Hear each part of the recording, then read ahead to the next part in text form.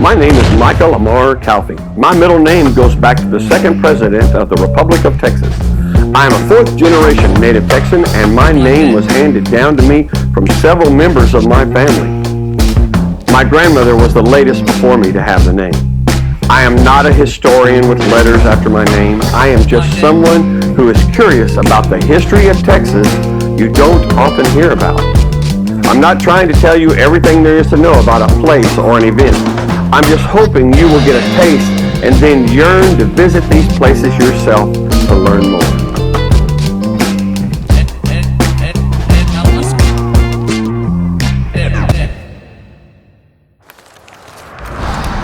Okay, as we travel around Texas, and like I always say, I'm not a historian, I'm just a tourist like everybody else. You wonder about things. Texas is not the largest state in the Union, but because of our population and our size, I think we probably have more cities, places, and towns than anywhere else in the country. And all these cities, places, and towns need names, and so we kind of run out of names sometimes. We've got names of places that don't seem to fit the places. Like I don't know where the hill is in Liberty Hill. A lot of places that have springs in their names don't have any springs anywhere to speak of. Does Wichita Falls have waterfalls? Well, kinda. They did until a big flood in the 1800s completely wiped them away, and now the river doesn't have any falls. But in about 95, they decided to build like a water feature waterfall kind of thing so they would have falls again. So it's kind of hard to say. We have two towns with the name Sweetwater, but one of them's in Spanish and the other one's in English. And one that's kind of struck me for a lot of my life when I was younger was the town of Flower Mound. Why on earth would you name a city Flower Mound? It just seems odd. Now, sure, we have cities that are named Oatmeal, Gravy, things like that, but why would you name one Flower Mound? Is there really a mound in Flower Mound? Well, as a matter of fact, yes, there is. As the historical marker points out, we have to remember that this was once part of the gigantic Peters Colony, and it was in 1844 that a pioneer settler by the name of John Whitswell first received a grant for this area for 650 acres of land, which included the Flower Mound.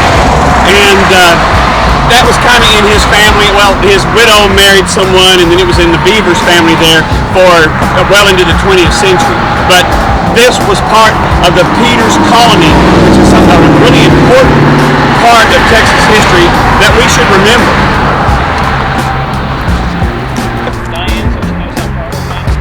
Now, this is one of the things I love about being a tourist in Texas, and I'm just walking around trying to find really cool, neat places. This is even cooler because I'm in my hometown, and this is neat.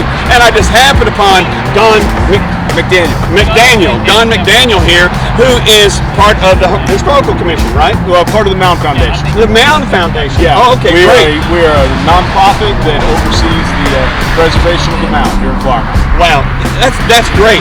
And this mound, people might drive by it every day without realizing, I think, the historical significance of the mound and the long prairie, that it was in. Yeah. And just how cool this is. Right, absolutely. I mean, it was known to Native Americans, and it was probably a landmark for, I don't know, who else? Cattle drivers, pioneers? Cattle drivers, pioneers. It was a high spot here in southern Denton County. From the top of the mound, if you go up there, and I'm sure you guys will, as you pan around, you can see all the way to Irving, downtown Dallas, downtown Fort Worth, and as you can imagine, when this was just virgin prairie and virgin cross timbers, you can see a long way from this mound. It doesn't seem very tall. Well, I know. But here in this part of the world, it's a pretty high spot. So it was a very sacred place to the Native Americans. It was a place of utility to pioneers and settlers because they could use it to survey the land, to see what was coming, to see weather that was coming, or a herd of buffalo that was moving this way, or a swarm of locusts for that matter. Or So a it was resting spot. Or a resting Of spot. pioneers moving west. A place to find respite, to pause. It's said that John Denton, the founder of Denton County and one of our forefathers in the state of Texas, gave the very first sermon in Denton County on this very mound. Now, was that part of the Flower Mound Presbyterian Church? No, the Flower Mound Presbyterian Church, of course, is right down here. It was established until after that sermon was given, but not too long after. And of course, that's some of that verbal history. There's no proof of that. Yeah. We know that John Denton did preach in this part of the world, and there's stories of him giving a sermon on the mound here. So, Well, this is a perfect place for a sermon and for like the Easter sunrise service, which we do now. We've been doing since 1974. Yeah, but according to the historical marker, the Flower Mound Presbyterian Church was possibly the first use of this area being identified by the mound. That's correct. Yeah. Absolutely. Wow. Absolutely. So as far as we can tell, going back in all the history and records that we can find, this is still virgin blackland prairie. It's never seen had a plow. Never seen a plow. Never seen a plow, and it has remained pristine like this through the generations. And that's so rare nowadays. Absolutely. Any of that. Yeah. Blackland prairie left. Absolutely. And typically, a lot of the places where some virgin prairie exists, Yes. it becomes national federal protected grassland and stuff like that. Absolutely. I mean, that's kind of the thing now. But what I tell people when friends and relatives come to visit, I say, here's the Flower Mound. They go, really? You know, it's a big deal. I said, but you need to understand how big it is. It's 40, 50 feet above the prairie, and this was all prairie, okay? 40, 50 feet above it. That's tall. That's extremely tall. It's so big that I tell people, you don't understand, this isn't the mound. We've driven to the summit of the mound. That's the right. mound goes a mile in either direction. That's exactly right. And it's huge. And it's 50 feet tall on this virgin prairie. You could see forever. Absolutely. And it was huge, and you could see it from miles away. Yes. You know, and that's the neat thing about it. Why it was such a landmark. In terms of landmarks in Denton County, there was like this one and Pilot Knob, you know, that's exactly right. and those were landmarks for settlers and pioneers and Native Americans and cattle drivers. Probably just Pilot Knob especially, but cattle drivers were huge. Yes, absolutely. I mean, they were a relatively average cattle drive was 2,500 head. Yes. You know, and so they were miles wide, especially if you've got several herds moving north at the same time. Then people don't realize how wide, like the Chisholm Trail had to be. Right. It had to be miles and miles wide at places. Absolutely. And it's quite conceivable because of the type of this thing at the time that this was an eastern landmark in my mind for the Chisholm Trail. That's right. I mean, You could up and see miles across Denton Creek and in the west Right. in that direction. That's right. Absolutely. And the Chisholm Trail came right up the middle of the cross timbers up the Grand Prairie, you know, Absolutely. that kind of thing. And this is kind of the eastern edge of that. That's correct. Am I right? That's absolutely true. Okay. The cross timbers is about 6 miles. That direction is where the densest part of the cross timbers start. The eastern cross timbers. The eastern side of the cross timbers, correct. We're right on that eastern edge of the Long Prairie here, the southeastern edge of the Long Prairie, as it ran through this part of the world, between the Holford Prairie and the cross timbers. Right. Absolutely. And I tell you, one of the things I'd like I to forgot all about the Holford Prairie. Yeah, absolutely. I haven't heard that in a long time. Yeah, absolutely. So as we stand here with this prairie in the background on this busy state road with all these cars going by, one of the things that I like to tell people, and I hope you'll include, is let people know that this is not a drive-by attraction. You alluded to it a few minutes ago, people saying, you know, the Flower Mound, well really, I don't see the flowers. You got to get out of your car and you got to get up and personal with a prairie to appreciate its beauty and what it brings ecologically. And its size. And its biodiversity, and all of those things have to be appreciated up close and personal. So I would advise people and honestly welcome people. Come over here and park and get out of your car and get up and walk around and come see what the prairie really is. Yeah. Wow. Okay, great. Well, you know, this is really kind of fun. You know, I'm driving around Texas, and I'm talking about some of the historical parts like the forts and Fort Belknap and all these kind of things. Sure. And every once in a while, almost half the time I run into somebody like you, and it's so cool. Well, and, you know, that somebody who's like, oh yeah, my great grandfather was the sheriff of this county. You know, and this stuff's here on the museum. What? You know, that actually happened. You know, it's great to run into somebody like you. I don't know what else I was going to talk about stuff that I kind of know, but I mean you kind of confirmed some of the things I suspected, and at the same time shared even more. And I can't thank you enough. Well, thank you very much. We truly appreciate everybody that's interested in Mound. There's lots of opportunities to come out and help and volunteer and help us preserve this 12.5 acres of blackland prairie. It's important to us ecologically. It's important to us for our history.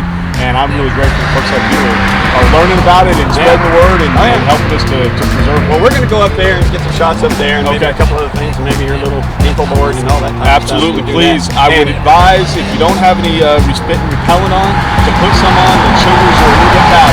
Oh, are they really? So do you have any in the car? I've got some in mine. So by all means, I'll walk you down there. I'll give you some.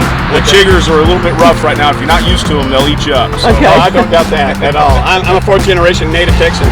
I know everything. I'm a sixth, and my son is a seventh generation. Kid now. That's awesome. Yeah, we've been here since 1853. Since 1853. Yeah, my family came across from Mississippi.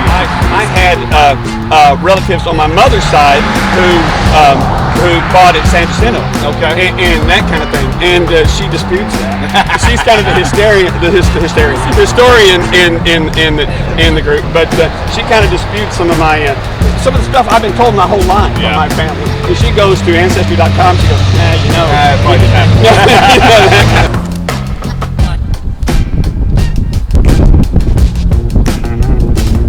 Here we are on the summit of the Flower Mound in Flower Mound, Texas. And being up here, it is so easy to see what an amazing vantage point or a landmark this would have been in, say, 1844. You can see forever.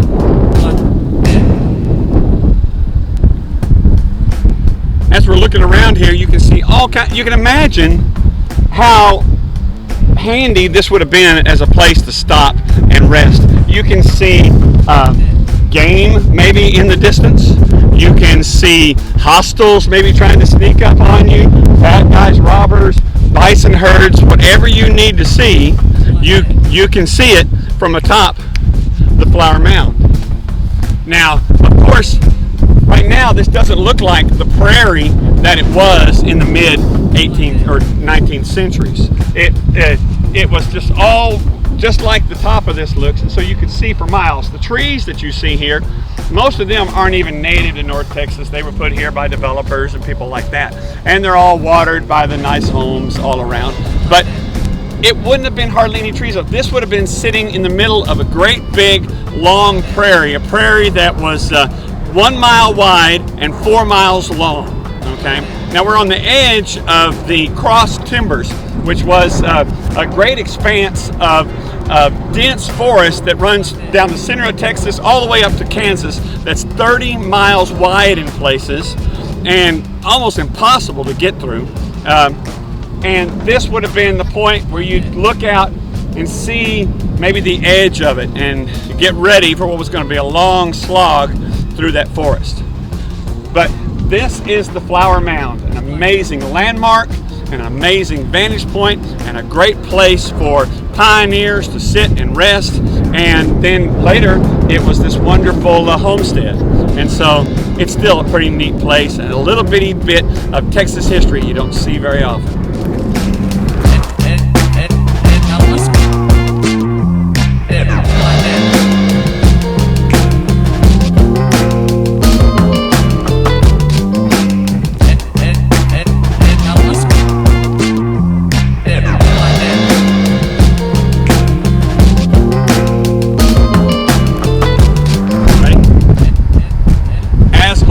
Thank you very much for watching that historical video. I appreciate it so much, but please take the time to hit that like button. Likes mean everything in the YouTube world. So if you would do that, I would really appreciate it. And keep checking back, see what kind of Texas trail we're on and what kind of weird piece of Texas history are we exploring next.